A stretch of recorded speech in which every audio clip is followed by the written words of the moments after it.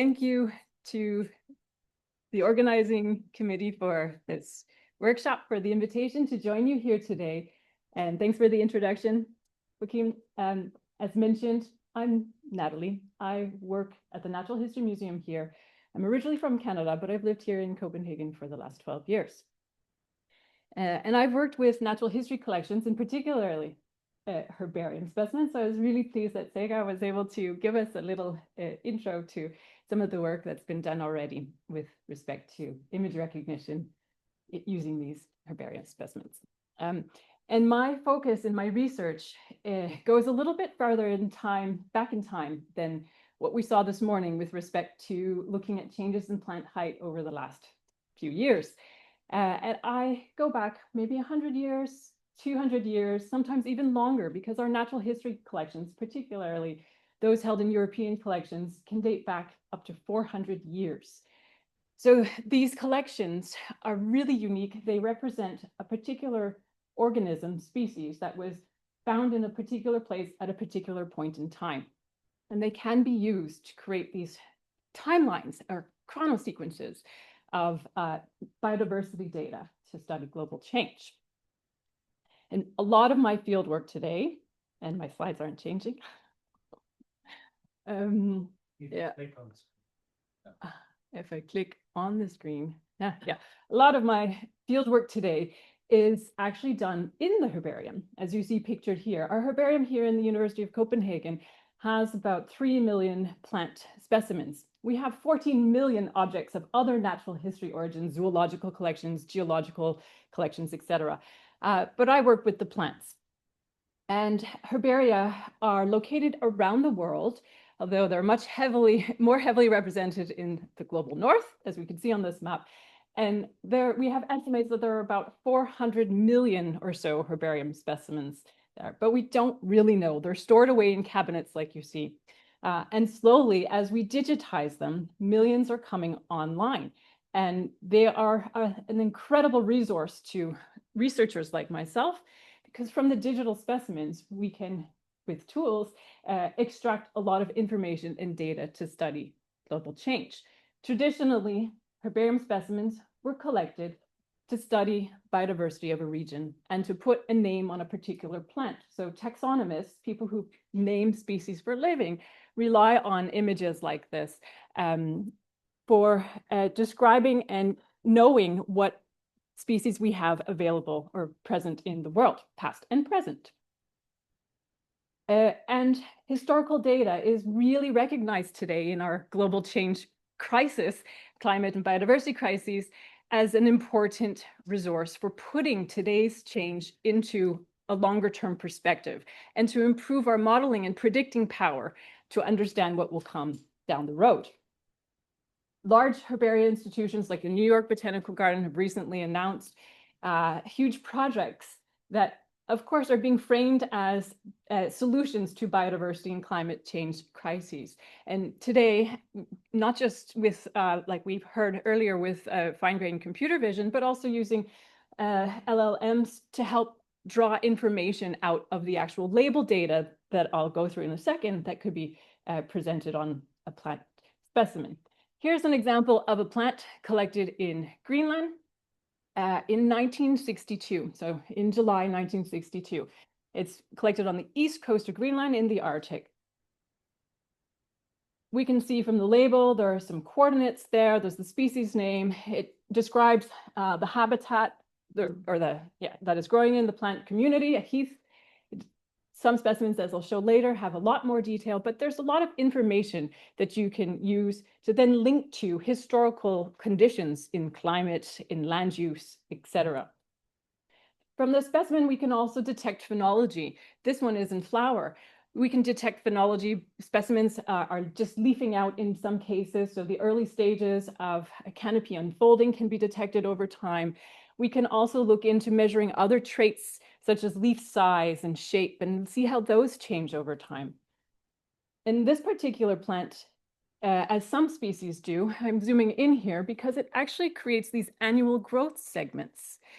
So we can go back, at least in this little stem that I've isolated here, a few years and actually match climate variables and environmental variables going back in time to understand how the plant grew in that particular spot and whether or not things like the climate at that particular year of growth has influenced the species. We can also detect biotic interactions, so those with interactions between plants and plants and animals. In this case, like insect herbivory. We can look for insect outbreaks in the past, for example, that are documented and captured in these snapshots. And here's a case where there's a little bit more, I hope the resolution's okay. I think through Zoom it shrinks it down a bit, but where we actually describe some of the main plants that are also growing in that area. And that's my hope from working on projects now that are trying to recreate the whole plant community from these historical specimens to then go back and understand how that has changed. And why is it all important? Well, of course, I'm interested in how climate and land use change and pollution are impacting plants, because I care about plants. But importantly, as we heard today as well, the growth rates, the phenology, functional trait composition, changes in species composition, they all link back to our carbon cycles and also other Earth system feedbacks like the methane cycle, for example.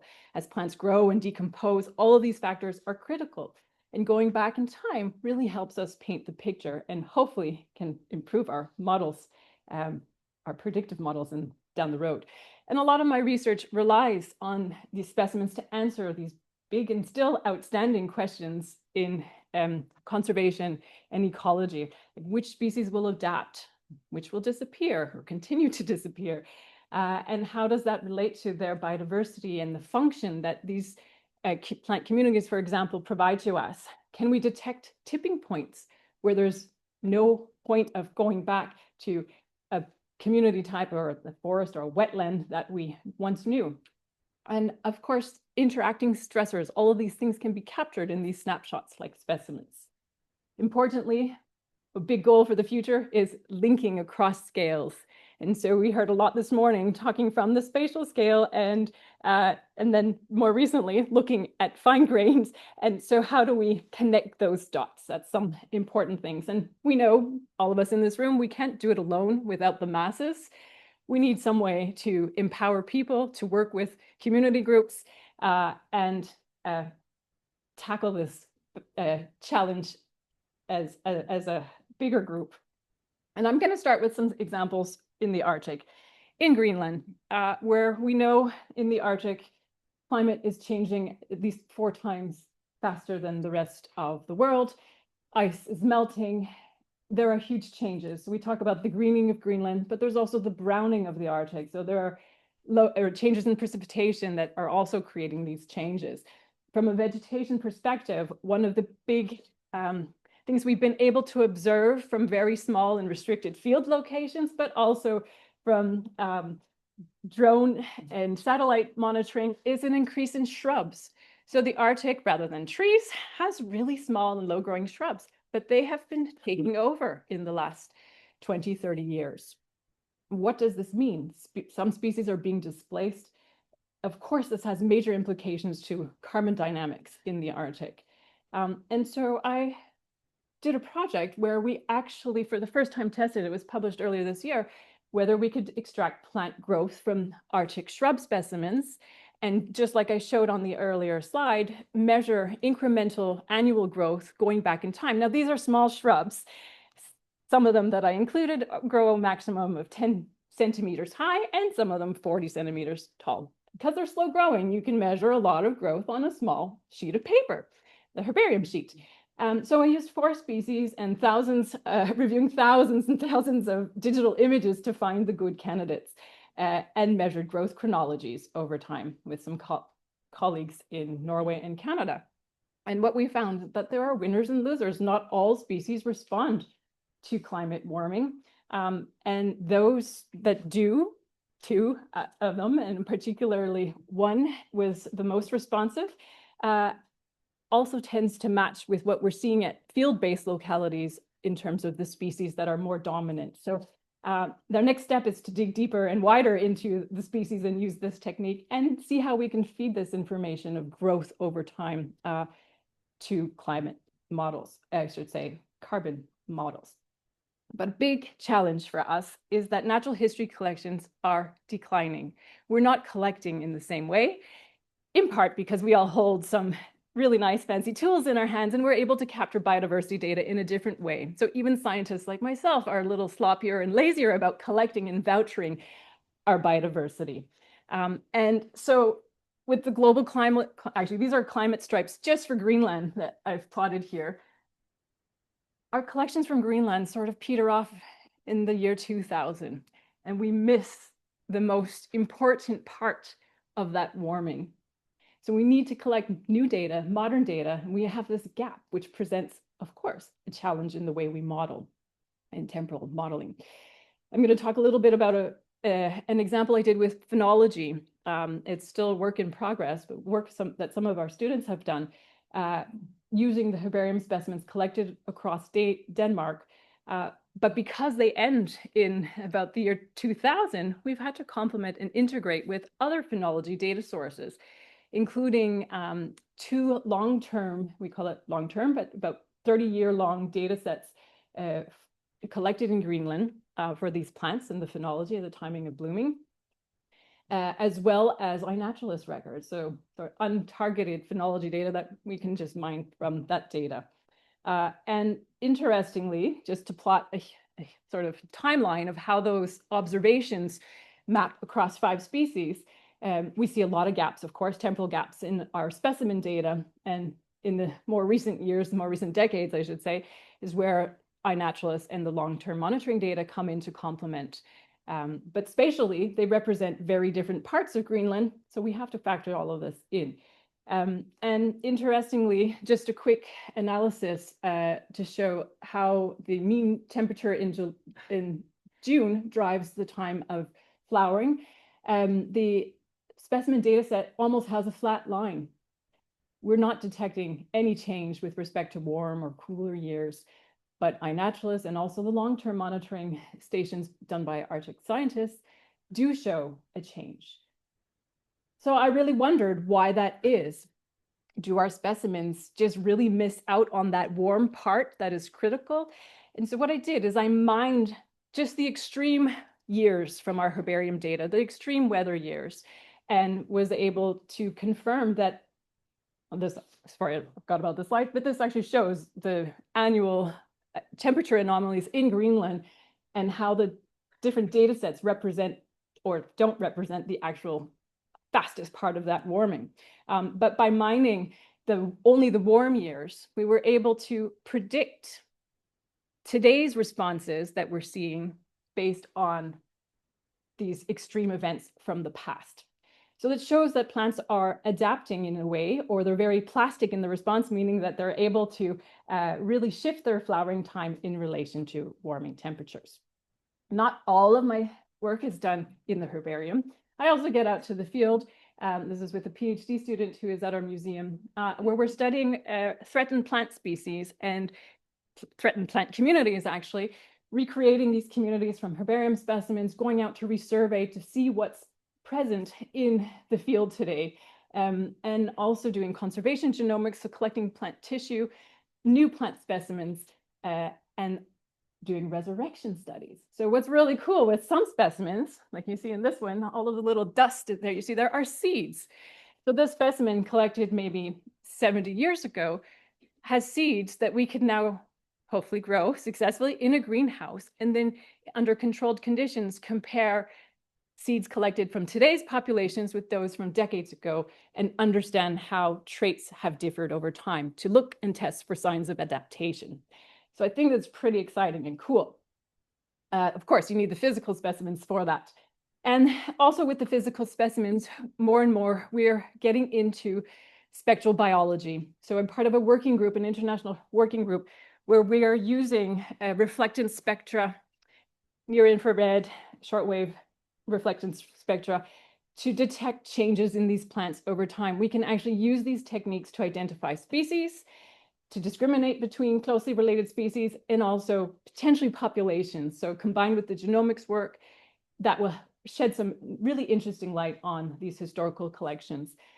But also we can detect changes in leaf nitrogen content, phosphorus content that allow us to answer questions. Well, why are some of these rare plant communities or certain species surviving while others are declining, and understand those relationships between climate and other multi-stressors like nitrogen addition in our landscapes.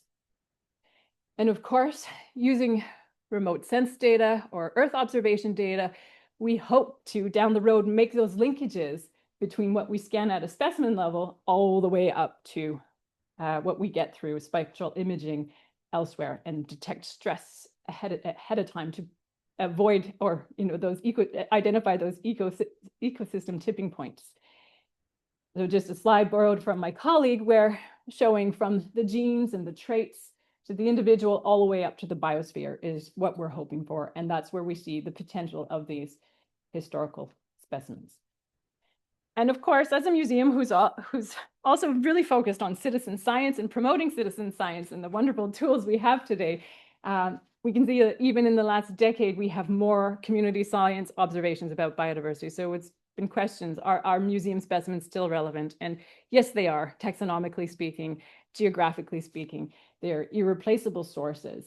And that is something that I'm very keen on. And while I've benefited tremendously on the amount of data from community science observations like those in iNaturalist, there's also a lot, particularly with groups of plants I work with, grasses and sedges, that are unvalidated. So they're excellent tools to empower people, engage people. At the same time, we're challenged taxonomically. There are some species that are really difficult to work with, but there are opportunities. So in the grass family, there's close to 4 million observations in iNaturalist, and about half of them are lacking an identification. So complicated things, but there are some interesting cases in the herbarium world, of course. And we really see the collaboration with those from your backgrounds to help us improve those digitization workflows to help us identify the images. So there was a question about those species we don't know about yet. We have probably thousands of species maintained in herbaria collection, if not more, that we still haven't put names to. We need help in identifying those. Some of them are brand new to science. So that is something, a long task that we need a lot of help with. We have declining expertise. And so we need to rely more and more on these tools to help us get those tasks done. Also to extract the traits and help us understand that global change over time in a quick and an expedient way. And of course, the linking of scales and feedbacks to the carbon cycles and other models are really, really critical as part of the next steps that I see. And lastly, improving tools like we already have. Apps like Merlin and iNaturalist that can really, really help people of an untrained background gain new skills, participate in collecting this type of data that will help us, I guess, make some solutions, better solutions for our future. And with that, I'll say thank you and invite questions.